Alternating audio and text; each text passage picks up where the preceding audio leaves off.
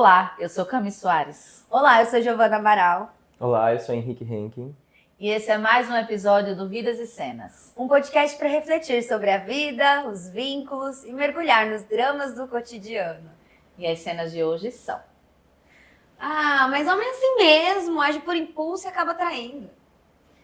Às vezes eu queria ser uma mosquinha para poder estar entre os homens e saber o que eles pensam.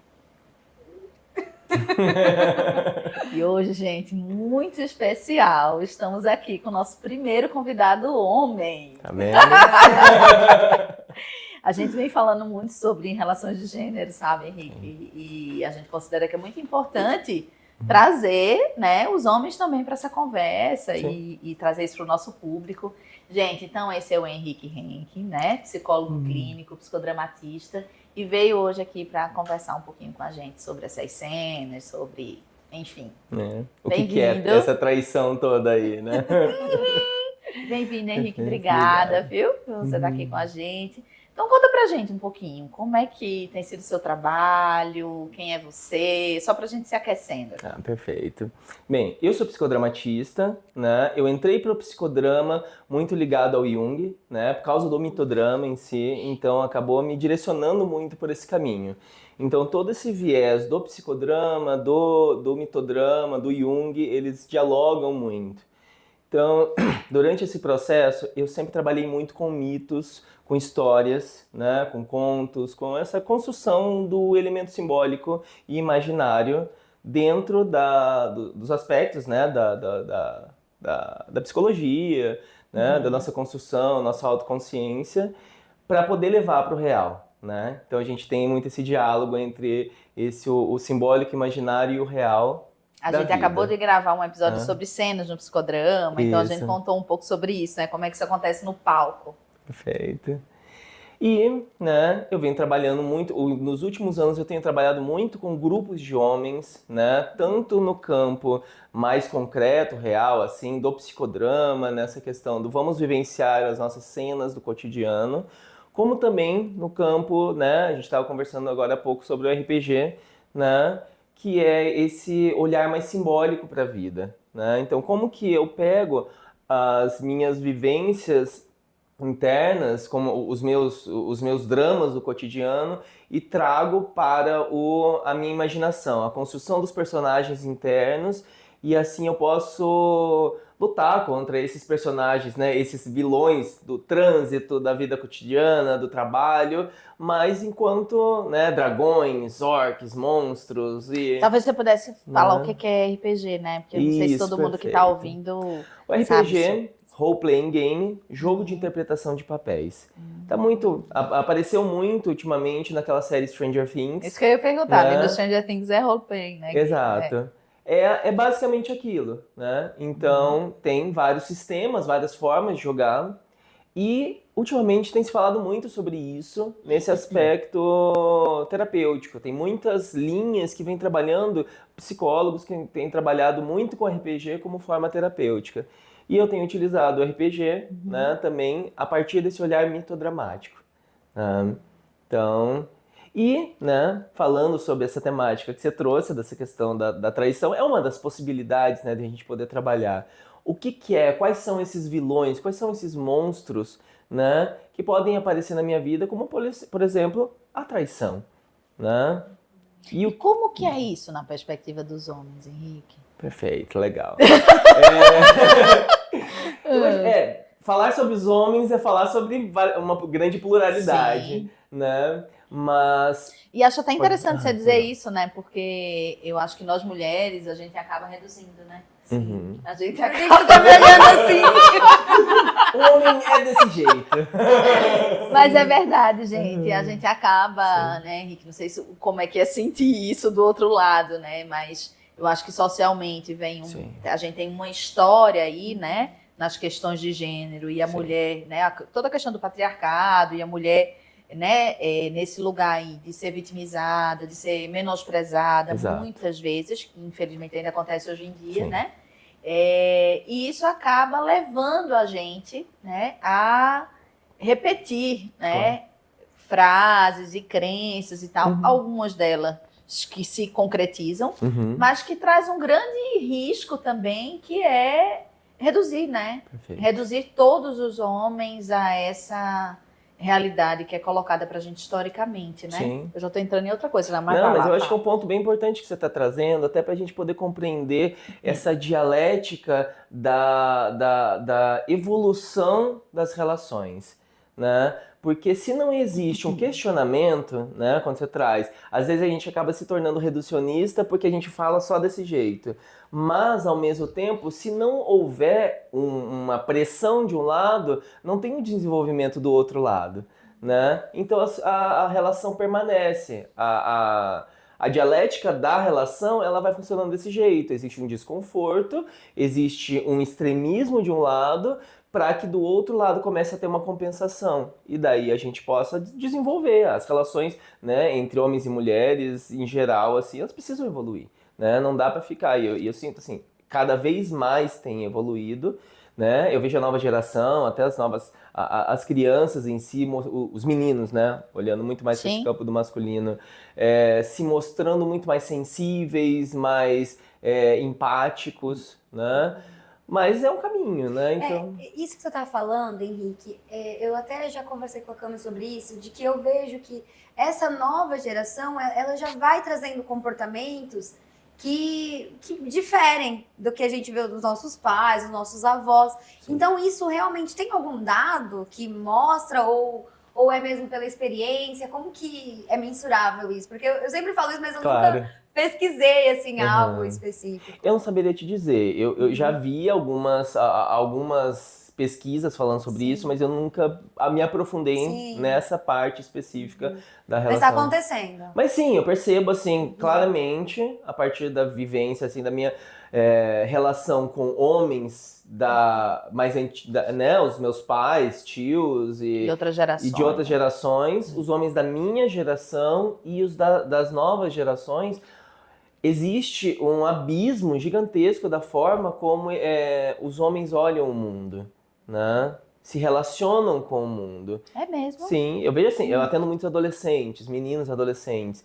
Então, esses meninos, eles trazem sentimentos e formas de se relacionar muito, muito mais empáticos, né? Muito mais se colocando no lugar, não só dos outros meninos, como das mulheres, das meninas, até pessoas mais velhas, do que eu vejo na minha geração, né? Homens da minha geração que têm uma dificuldade maior, porque foram criados pelos homens um pouco mais rústicos, mais... Daí talvez é um ponto, né, quando eu trago, né, esse livro eu trouxe o livro Sob a Sombra de Saturno. Vamos mostrar o livro, né? Esse aqui. Que ele fala muito sobre essas feridas que os homens têm, né, na vida. A forma como o homem, principalmente dessa geração, né? O Hollis, ele vende, né? Ele é um homem da geração anterior, né? Ele é um discípulo de Jung, então ele tá ali, seria da época dos nossos pais, né? E ele fala das feridas dos homens, né? De como que eles lidaram com todas essas situações, né?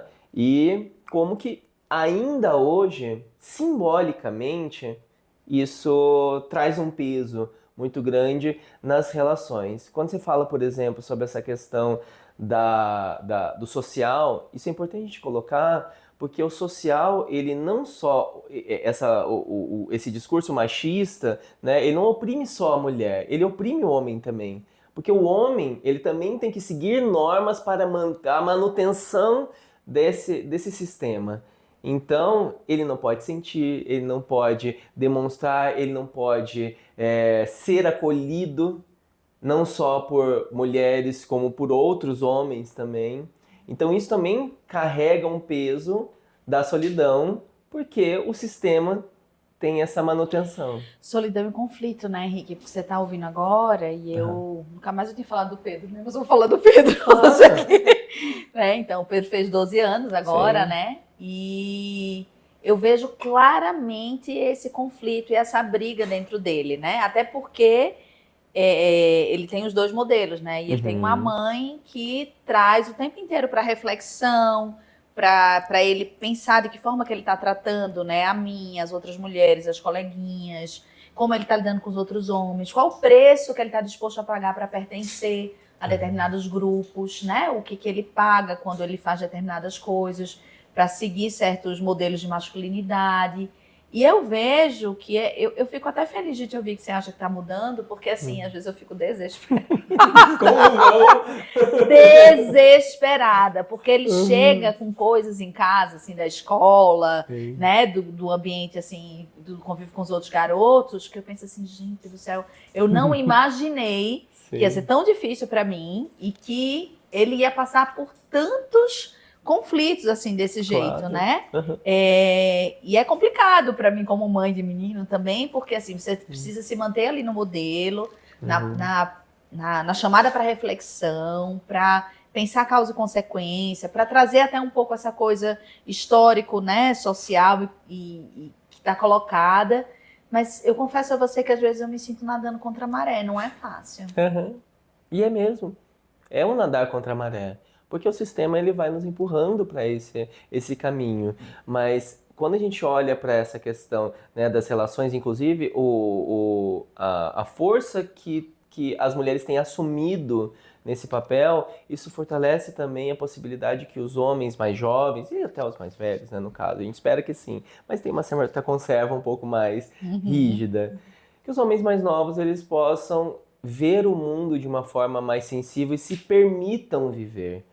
Porque essa armadura que o homem vai criando, né, durante o processo, ele vai se distanciando dos seus próprios sentimentos.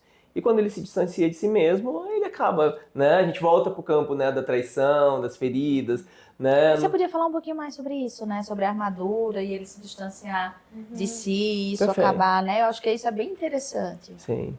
Eu acho que a gente pode, né, até falar sobre, né, eu trouxe esse outro livro, né, que ele, claro, que ele conta, ele se chama O Asno de Ouro, do Apuleio, ele é um romano, e ele fala um pouco dessa questão mitológica, né? Então, dentro do mitodrama, a gente trabalha muito com elementos mitológicos, contos, histórias, né? Esse simbolismo do mundo, né? O que tem para além de só o concreto, o real. E daí o Apuleio, ele conta essa história de um personagem que ele ele é um caminhante, é um personagem que vai caminhando e ele ouve histórias. Uma dessas histórias que ele ouve é a história de Eros e Psique, né? Eros e Psique é um conto bem mais antigo, ele já era contado entre os gregos, né? São personagens que eles vão para muito além, né, dos mitos, mas eles ampliam, né? Isso é interessante, porque fala muito mais desses arquétipos, né? O arquétipo é esse elemento simbólico que vai para além, que fala sobre os comportamentos humanos básicos, né? E eles representam muito isso. Quando vem nessa história, Psique é uma princesa, ela é muito bonita, ela é muito bela, e ela começam a dizer que ela é tão bela quanto Afrodite, a deusa Afrodite. Afrodite fica indignada com isso, ela é a deusa da beleza, do amor, e ela fala, se vocês não matarem ela, eu mato, né? Porque ninguém vai se comparar a mim. E ela manda o seu filho, a maior devastação que poderia ter nas histórias mitológicas e na vida em si, que é Eros, o deus do amor. Né? Uau! Continua, que eu tô adorando. E ela manda ele pra matar Psique. Só que com a sua flecha, né, ele tem dois tipos de flecha. Uma flecha que distancia as pessoas e uma que aproxima as pessoas. Ele pega É mesmo que ele flecha, né? Exato. Parece com Cupido, tem a ver com Cupido. Eros, ele é a imagem de Cupido na época em que ele ainda tinha ainda essa questão física. Cupido, eu acho que daí depois a gente até pode aprofundar a ideia, mas o Cupido em si, ele quando os romanos, depois no processo do cristianismo e desenvolvimento, ele vai perdendo a sua erotização, né? Então ele perde seu corpo de deus másculo, aquele jovem potente, com toda a sua sexualidade, e ele vai se tornando um bebezinho sem corpo, só cabeça, né? Olha. Então, no processo, Eros é Cupido, ele é o Eros romano, né? Então, mas nessa época, enquanto Apuleio ainda ele tem esse diálogo com a Grécia, né?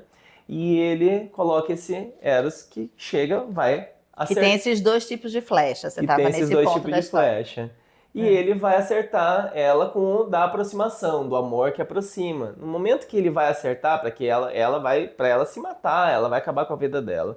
Ele acaba se ferindo, né, com a própria flecha. E a primeira coisa que ele olha é ela. Quando ele olha ela, ele se apaixona profundamente. A vida dele não faz mais sentido sem ela, né? E naquele momento ele entra em pânico. Porque ao mesmo tempo em que ele está apaixonado por ela, ele tem ainda uma missão de acabar com ela. E ele não sabe como lidar com aquilo, né? E daí ele vai ter que lidar com os complexos maternos que ele tem. Essa mãe dominadora interna que ele tem, que no caso, simbolicamente, é da mãe dele real. Mas essa mãe interna, ele não permite que ele possa ir além, né, se entregar de verdade. Então ele cria para ele mesmo uma armadura, né, inicialmente. A armadura que ele cria é: eu vou me casar com você, Psique, mas eu vou te dar tudo, você vai ter um palácio maravilhoso, você vai ter todas as riquezas do mundo, você pode fazer o que você quiser, mas você tem que permanecer sozinha, no alto de uma montanha, no seu castelo maravilhoso, e você não pode me ver. Eu iria encontrar com você todas as noites no escuro. Ele é o deus da beleza, ele é o ser mais lindo do mundo. Mas ele não quer ser visto, ele precisa manter aquela armadura. Ele é belo, mas ele não pode mostrar por causa desse complexo interno dele. Revolta número 2, Com gente. certeza! Como não se Antes da revoltar? gente começar o episódio, vou contar a fofoca aqui. O Henrique estava contando um pouco pra gente, a gente estava alinhando, né? A gente sempre alinha quando vem um convidado, né? Do que a gente vai falar e tal. E ele estava contando essa história. E eu fiquei aqui revoltada. Porque eis o tema de, sei lá, 80%, não sei, das mulheres quando trazem, assim, quando estão num casamento, ou numa relação de namoro de muito tempo, e trazem as questões ali da relação dos dois. E isso é um clássico, né? Tipo, ele não se abre, né? Fechado, guarda pra si, fica na dele. Vai pra caixinha do nada, vai pra frente da televisão, e aí você me fala de Eros, e aí? E esse é um ponto E como fica a interessante. psique? Esse é um ponto interessante de olhar, né? Porque a gente voltando, né, no Hollis, a gente fala muito desse processo da relação social que vai colocando esse homem, né, não só nesse complexo materno em que ele não pode se entregar, ele não pode, mas essa falta da relação com os pais tribais dele. Ele não foi ensinado a se permitir sentir e se entregar para as relações. Vocês estão ouvindo isso, mulheres? E daí ele não pode, né? Ele ali é um campo tão assustador que é melhor ficar dentro de si, né? Porque eu não sei lidar com isso. Não é só sobre não querer, não é uma falta de desejo. É um campo tão assustador que eu prefiro não olhar. Me dá medo ir para isso. Então Eros, ele segue nesse caminho dele, né? Eles vão lá e chega um dia, né, em que a Psique pede para que as irmãs delas vão lá, ele permite a contragosto, mas elas vão lá e elas começam a questionar, né? Tá, mas esse cara deve ser um monstro, porque se ele chega e ele não mostra quem ele é, com certeza ele é horrível, né? Ele é, né, o Barba Azul, né? Aquele monstro que vai matar você. Como assim? Ele deve estar me traindo, com certeza. Ele deve ter alguma coisa errada. E ela vai lá e fica assim na cabeça dela, né? E daí, o que acontece? Nesse momento, isso começa a reverberar nela. Eu não quero viver numa relação em que eu não conheço esse outro, né? E ela vai atrás, o que ela faz? No meio da noite, ela pega uma vela, né? Na época era com óleo, né? e ela pega essa vela e ela vai olhar próximo ele assim e ver aquele ser maravilhoso, aquela divindade, aquele coisa perfeita. Só que no momento que ela está olhando, cai uma gota daquele óleo fervente no ombro dele e acorda ele. E ele fica indignado. Como assim? Você me traiu. E daí esse homem, esse Eros, se sente traído por ter sido visto sem a sua permissão. Eu sou tão frágil, né? Você vai lá e a gente tem tantas coisas boas e agora você quer invadir aquilo que eu não tinha permitido. E daí essa vem a segunda ferida, né? A primeira ferida de Eros foi a ferida da paixão enlouquecedora. A segunda ferida é a ferida do espelho, né? Ela vê ele e daí quando ela vê ele, não tem como ele não se ver, né? Ele se vê e daí fere. E ele vai embora. Eros, ele simplesmente desaparece, o castelo desaparece, ghosting total. Ele dá um puta ghost nela. Gente, caramba, eu tô aqui, arrasada. Ele dá um ghosting total, o castelo desaparece no ar, as riquezas desaparecem, a comida desaparece, ela fica sozinha no alto de uma montanha sem ninguém. E daí ela se desespera. A história fala muito mais sobre ela, né? Aí vem a jornada de Psique, né? Porque para esse processo, ele não é um processo só da relação com o meu homem, minha relação com uma pessoa concreta, mas também com o masculino que existe dentro da mulher. Então, Psique, ela resolve que quer morrer, né? Aquele momento em que não vale mais a pena viver. Então ela segue o caminho dela, ela vai, e daí espíritos da natureza, deuses, entidades, coisas, vão auxiliando ela no processo, falando, não, você não precisa se matar, tem um caminho, vai falar com a sua sogra, né? E ela vai até Afrodite, né? E ela pede a Afrodite para que ela guie ela, para que ela possa retornar, para que ela possa voltar a ficar com Eros, porque ela quer ficar com Eros, ela está apaixonada por ele, ela tem o desejo. E ele está se curando da ferida emocional dele de ter sido exposto, né? E aparece na história como ele vai se curando? O caminho dele também? Não. Essa é a parte interessante, né? Porque talvez o caminho, né? E daí a gente vai um pouco para o Rollins, né? Como que é esse desenvolvimento dele, dos cuidados que o homem tem que ter consigo mesmo. Né? As feridas, a relação, esse olhar para si mesmo, essa busca pelos seus pais tribais e até mesmo a compreensão de que não existem homens sábios hoje. É muito difícil você encontrar um homem que realmente se buscou olhar para si mesmo. Quando? É difícil mesmo, né? É difícil, né? Você olha, cadê? Onde estão? Aonde eu vou procurar um homem que sabe sobre o caminho que eu devo seguir? Antigamente, né, nas comunidades tribais, a gente via, né, um caminho certo. Você ia até o líder, né, e ele te guiava, te mostrava o que é que você vai fazer da vida, né? Tinha um senso de comunidade, tanto do masculino como feminino, né? Tinham ritos de passagem simbólicos claros. Hoje a gente não tem ritos de passagem. Então, é muito simbólico quando você pergunta isso daí, cadê o rito do Eros? Não tem rito do Eros. É isso que acontece com a gente hoje. Psique passa por um rito, ela passa por 4 grandes etapas de conexão ali com a natureza, né? A gente não vai aprofundar porque até é uma história longa, mas Afrodite vai guiando ela, né? Como uma certa punição, mas ao mesmo tempo mostrando, o mundo vai mostrando para ela que ela tem força. E que ela não está sozinha. E o Hollis, ele fala muito sobre esse processo da dor do masculino, porque na mulher, as mulheres têm uma comunidade. Tá tudo bem conversar com as amigas, falar dos seus sentimentos, das suas dores. O homem não tem isso. Hoje tem um pouquinho mais, hoje já foi falado sobre isso, mas ainda existe, né? Ainda existe uma aversão a esse, vou falar sobre o quê? A mulher, não, tá tudo bem, eu abraço a minha sobre amiga. o olhar sobre si, né? Assim, Eu vejo que ao longo dos anos eu trabalho com psicologia clínica, como psicoterapeuta há 25 anos, né? Sim. Acho que nos últimos 10, 8 anos, eu tenho tido cada vez mais homens no consultório, né?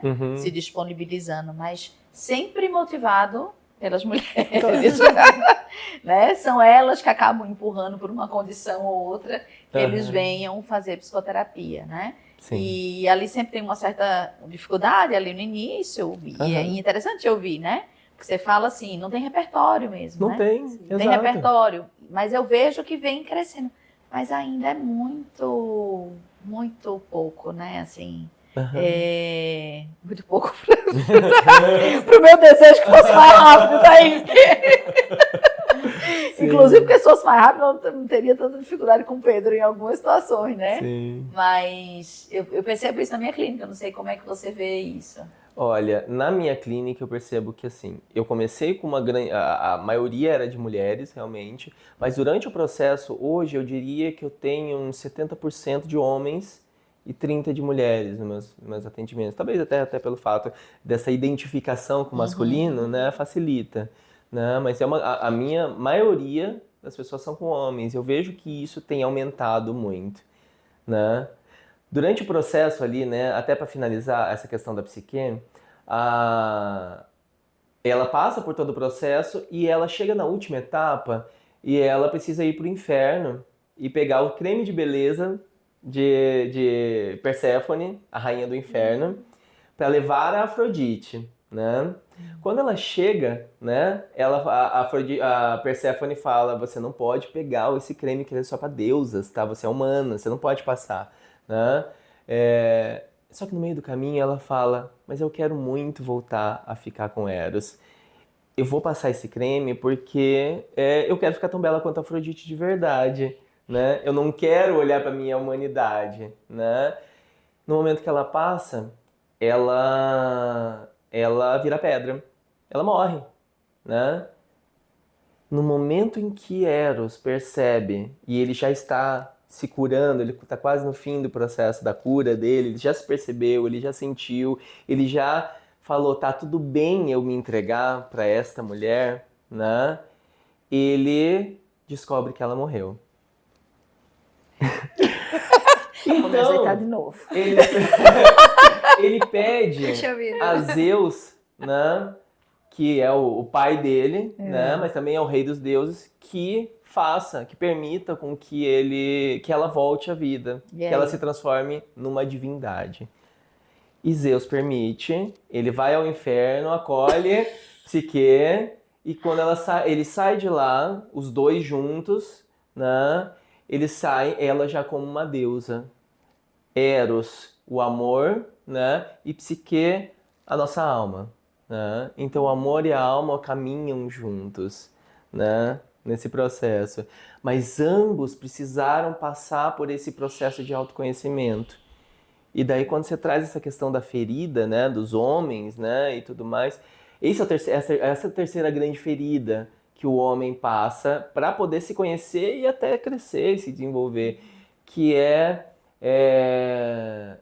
se perceber enquanto igual à minha companheira, né? Não tem mudanças, não é uma relação hierárquica, não é uma de poder, relação hierárquica de poder, né?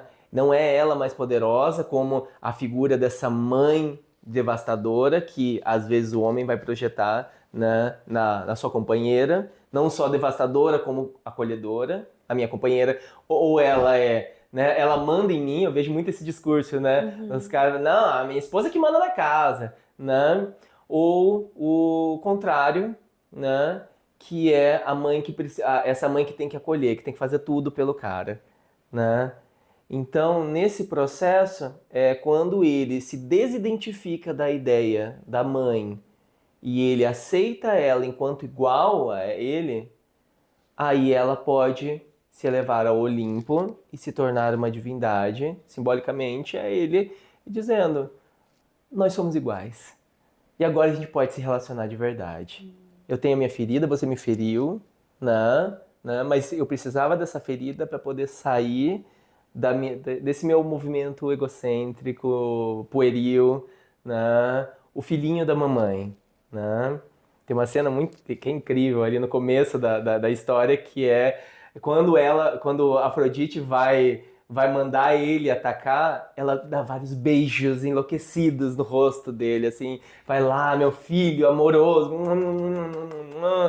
é esse puer, é esse menino que não cresce, né? E ele só cresce a partir da ferida. Ele só pode. E esse é um processo muito interessante, né?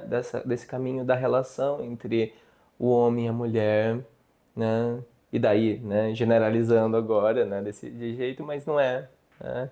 Até porque esse processo de Eros e Psique está acontecendo dentro do homem, está acontecendo dentro da mulher, os dois, né? Sim. O homem vai ter uma Psique, vai ter um Eros, a mulher vai ter uma Eros e Psique, e a relação entre os dois também vai ser essa relação dialética entre o Eros e Psique, internos de cada um. Uau. Né? Você tá vivo? Então fala alguma coisa que você tá um estátua. Sabe o que eu tava pensando aqui, né? Que como Eros, né, teve ali a ferida dele e ele pôde passar, ele teve a oportunidade de passar por esse processo, claro que da forma que aconteceu. Será que sempre o homem ele vai ter essa ferida, só que às vezes ele acaba atropelando, pelo que eu vejo assim, acaba passando por cima, eu sou forte, tem a questão da virilidade, né, do homem ser o provedor, de ter que aguentar tudo, né, até eu leio muito e vejo muito conteúdo da Valesca Zanello, e aí ela traz o dispositivo, né, de gênero, e ela traz essa eficácia do homem, que ele acaba sendo ferido quando essa eficácia não acontece, quando ele... Só que aí eu penso que, ao invés de olhar para essa ferida do que eu tô sofrendo, eles não têm, generalizando, né? Mas pensando assim, eles não querem, parece, perceber que, nossa, isso aqui, eu preciso olhar para essa vulnerabilidade, eu sou vulnerável também. E como que faz para que o homem, né, perceba? E aqui eu tô falando até na clínica, eu atendo muitos adolescentes, homens, mais o meu público homem é mais adolescentes. Então, eu vejo que eles têm a referência do pai que é assim, e às vezes eles já vêm com esse discurso. Porque o meu pai também é assim, ele não fala sobre o que ele sente. Por que eu vou ficar falando? Enfim. Então, como que eu posso deixar um ambiente mais seguro? Aí pensando, não sei, né? Se a gente tem esse papel também. É muito contraditório isso. Deixar um ambiente seguro, ou tentar sensibilizar para essa necessidade de se olhar também, ou tentar mostrar. A gente fica tentando estratégia, né? Ou tentar mostrar. Pra ver se alguma coisa vai. Ou tentar mostrar o que pode acontecer de benefício. Para o adolescente é difícil isso, né? Não sei, Henrique, como é que você faz? Olha, eu diria como é que você faz para... É muito menos difícil com o adolescente do que com um homem adulto, né? Porque o adolescente ainda está naquela fase em que, se você dá uma apertada, ele entende. Ele vai lá, se você age enquanto pai tribal, né? Ele reflete sobre isso. Quanto mais conservado a gente vai ficando, por uma questão social, realmente, fica um pouco mais difícil. Mas enquanto no processo terapêutico ali, é exatamente esse processo de a gente olhar para quais os momentos a gente gerar a ferida. Porque essa ferida, ela precisa acontecer, né? Só que isso vai doer. Isso é importante para mães, né? Oi? Isso é importante para mães também, né? Sim, com certeza. Tem falado muito na internet, né? Sobre ser mãe de meninos e como você fazia e tal, continua. Exato. Não, é isso mesmo. Tanto na relação terapêutica, como a mãe e o pai, né? Quando o pai também está disposto a se olhar e olhar para o filho, né? De quais os momentos certos de causar a ferida, né? De falar, olha só, isso daqui não serve, não funciona, não está dando certo, né? Só que, né? Quando a gente traz isso vai doer. E a dor, ela é necessária, né? Só que, de certa forma, a gente fica tentando proteger o outro dessas feridas necessárias, porque, não, vai machucar, o outro não vai dar conta, né? O outro vai embora, né? E às vezes ele vai embora mesmo. E às vezes ele vai precisar ir embora simbolicamente ali do meio de uma discussão em que eu tô conversando com meu marido e o meu marido tá fazendo uma coisa que eu não gosto. Eu tenho que, pô, cara, qual é? Eu tô vendo que você tá agindo dessa forma, não tá legal, eu não tô. E daí, de certa forma, a gente não vai falando, não vai expressando esse desconforto, né? Porque o cara faz o joguinho, né? Do, não quero mais conversar, sabe? Né? Então, É sustentar isso também, né, Henrique? A gente está falando de sustentar esse limite, né? E deixar, né, a ferida acontecer, né? Isso, porque como na história, esse processo vai acontecer entre os dois ao mesmo tempo.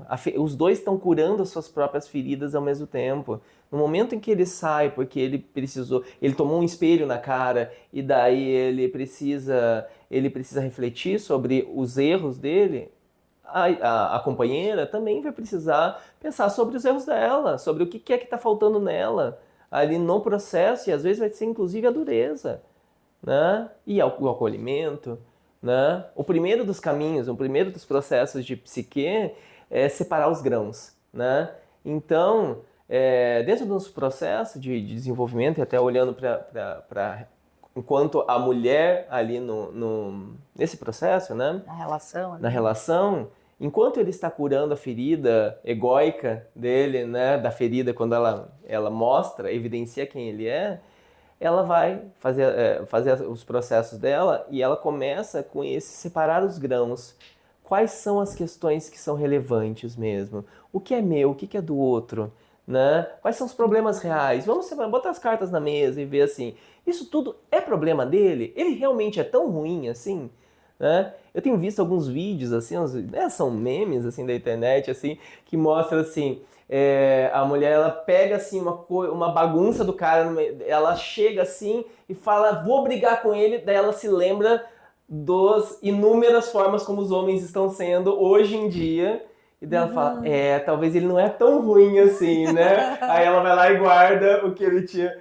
Porque talvez isso não seja um problema tão grande, né? Pode ser que seja, pode ser que não, né? É uma coisa a se dialogar, mas às vezes eu tenho que separar os grãos e pensar. E eu te ouvindo, não sei o que você vai achar disso, não sei, mas vou falar. Tá bem, E assim, ouvindo, eu fico pensando que nesse processo que a gente está vivendo, né, de mudança das relações de gênero, né, as mulheres estão mudando, estão assumindo mais o seu poder, né, entendendo mais os seus limites até nesse sentido, e os homens também nesse processo de como se posicionar com isso. Com certeza. Eu vejo que é importante para nós mulheres nos darmos conta dessa história que você está contando aqui com o mito, né, de Eros, para entender que é real, quando você diz assim, é real, não existe um velho sábio que vai... É real. Gente, a gente adoraria que tivesse como mulher. A gente adoraria e a gente queria que os homens tivessem alguém que estivesse ensinando certas coisas. Mas não tem, é real. Não adianta ficar criando uma expectativa e cobrando uma coisa em cima do que não existe. É claro, a gente vai precisar entender os limites, né, ali entre causar as feridas, como você disse, se posicionar e se colocar na relação e permitir que o conflito aconteça, mas em alguns momentos a gente também vai precisar entender que a maior parte dos homens, né, eu digo assim, eu tenho 48 anos, né, os homens meus contemporâneos, não tiveram de fato essa educação, né? Não. A educação ela foi justamente no contrário, na manutenção da conserva, né? Do que é esse homem, do que é se fechar nessa armadura. Então eu preciso funcionar também pensando que isso é uma realidade, para que eu também não crie tantas expectativas e cobre algo, né? Eu vou precisar me colocar nessa posição de claro, o homem precisa se colocar na posição de querer aprender, né? Também se não quiser aprender, aí também fica difícil, né? Mas entendo a abertura, e este homem entendo a abertura, nós vamos precisar ter um pouco de paciência, mulherada, né? Assim, no sentido de entender que isso vai ser um processo, né? De aprendizado. E que nós vivemos os nossos processos para curar nossas feridas e que o homem também vai viver esse processo, né? Não sei se faz sentido isso que eu falei. E que nunca haverá um ideal. Né? Eu tenho visto assim, várias pesquisas falando sobre a solidão, né? Sobre como a nossa sociedade atualmente, por inúmeros fatores, tem se tornado uma sociedade sozinha. A gente criou tantas idealizações de como deve ser algo, como deve ser uma relação, como que deve ser, né, um algo com o outro, que a gente esquece dessa dialética da relação, né? Que o outro não será perfeito, eu não serei perfeito, a gente vai se ferir sim, a gente vai ter que aguentar algumas coisas que não tem, se eu quero permanecer numa relação, né? Seja numa relação afetiva, né, romântica, ou numa relação de amizade, uma relação, né, de trabalho, né? E acho que com isso a gente também não está, acho que é sempre importante, eu gosto Claro. sempre de pontuar que a gente não está falando dos extremos, né, Isso, gente? perfeito. Né? A gente teve o episódio com a Tati, que estava falando sobre violência de gênero Com e certeza. tal, então assim, o limite é o limite, né? Exato. Aí, onde é o limite de eu aguentar ou não? Se o outro está me machucando, né? Se tem uma coisa de violência, Com certeza. nenhum dos lados deve, né, aceitar isso, né? Uhum. Mas em não sendo isso, é importante entender que a relação vai ter uma dialética, né? E que não vai ter esse lugar da perfeição. Não vai ter um ideal. Eu sempre gostei de pensar assim que os dispostos se atraem. Então, tudo que você está falando aí, né, dessa disponibilidade mesmo. Então, eu percebo ali que tá acontecendo isso na relação. Eu tô tentando ter paciência, tô sinalizando pro outro. Você tem essa disponibilidade de, opa, peraí, vamos pisar o pé no freio aqui e ver o que pode ser feito. Já é um grande passo, né, pra gente acolher essa masculinidade, né? Perfeito. E daí a gente olhar, né, porque assim, a gente volta lá no começo da nossa conversa, quando a gente diz sobre essa questão a necessidade de alguns extremos, de algumas... porque assim, a gente chegou num extremo em que tinha tanta violência, né, que precisou ter um afastamento, né? Eu prefiro viver sozinho do que viver a violência, né? Então a gente chega num extremo hoje de uma sociedade patologicamente solitária, né? Que as pessoas, todo mundo não quer se relacionar porque dói, porque machuca, porque fere, né? Porque não quer se mostrar, né? Não quer mostrar e não quer conhecer o outro, né? Todas as potencialidades e as feridas dos outros. Para que talvez agora a gente possa começar a encontrar um equilíbrio, né? A gente já sabe o extremo que não pode. Violência não é funcional, né? Ignorar os nossos sentimentos não é funcional. Mas também só simplesmente pular para o outro lado e não se relacionar com ninguém, né? A gente vai ficando sozinho, né? O ser humano é um ser social, a gente precisa do outro para crescer, para se desenvolver. Então a gente fica estagnado e daí vira uma sociedade rasa, né? Porque não tem a dialética, porque não tem o embate, porque não tem as feridas necessárias para crescer, né? Então... Uau! Tudo bem? Curiosa, né? Mais. Gostei disso. Eu nunca tinha parado para ouvir, principalmente os mitos, assim, sabe? São coisas assim que eu sei que existe, já ouvi falar, mas nunca tinha parado para assimilar. Eu acho que isso que é legal do seu trabalho. Inclusive, eu tava falando pro Henrique que eu conheci o trabalho dele antes de conhecer ele, porque a Duda trabalha com mitodrama, enfim, e ela fez um trabalho e ela trouxe as informações do curso, da aula do que vocês participavam pra mim, e aí, olha, eu conheci o Henrique agora, que legal. Então é muito bom, assim, ter essa imagem, né, essa concretização, tanto da pessoa quanto de entender um pouco mais. Legal. Muito bom. Muito bom mesmo, Henrique. Foi muito bom. Até eu que te conheço há mais tempo, eu acho que eu também nunca tinha te ouvido falar assim por tanto tempo do teu trabalho. Foi ótimo, né? Ouvir e fez muito sentido para mim, né? Tudo que você trouxe. E eu acho que você traz essa aproximação mesmo do mito, né? Com a vida real, de um jeito muito legal, assim, compreensível para os leigos, né? Eu sempre tive um pouco de preguiça dos mitos, ainda tenho. Então, a pessoa que já traz mastigada é ótimo. Muito bom. Muito bom. E essa é a proposta. Eu acho que é legal a gente poder encontrar, porque quando a gente fala de mitodrama, a gente não está falando dos mitos gregos, a gente está falando da vivência humana, né? Os mitos, eles são uma história que já foi contada e conservada, né? Mas quando a gente está falando de arquétipos, de elementos, a gente vai encontrar Eros e Psique nas novelas, nos filmes. Romeu e Julieta, né? Romeu e Julieta, né? Eu diria que eles são até mais pueris, o Romeu e Julieta são mais pueris ainda, né? Eles não chegam, eles só chegam na ferida. Eles nunca vão para além, eles não se conhecem, né? Eles estão lá no primeiro processo. E daí quando a gente vai fazendo essa leitura e se conhecendo e vendo, né? Na relação com o meu amigo, com a minha amiga ali, eles estão lá, ó, na minha vida isso está acontecendo. O mito, né? Ele faz parte da nossa relação, né?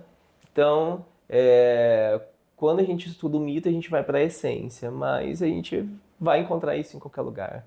Né? Arrasou, viu, gente? Ó, segue o trabalho do Henrique aí, tá com o grupo aberto, tá? Muito legal, viu, Henrique? Isso. Adorei. Obrigada, viu, por você ter vindo. Foi um prazer, né? Foi muito bom. Obrigada. Obrigado. A gente vai ficar com curiosidade, querendo saber mais. Aí, quem com sabe, certeza. uma próxima vez. Gente, é isso. Esse foi mais um episódio do Vidas e Cenas. Se você gostou desse conteúdo, deixe sua curtida. Compartilhe. E esse aí, compartilhe especialmente com os homens aí da sua vida, viu? Tudo bem. E se inscreva no canal, porque todas as quartas-feiras temos novos episódios. Tchau!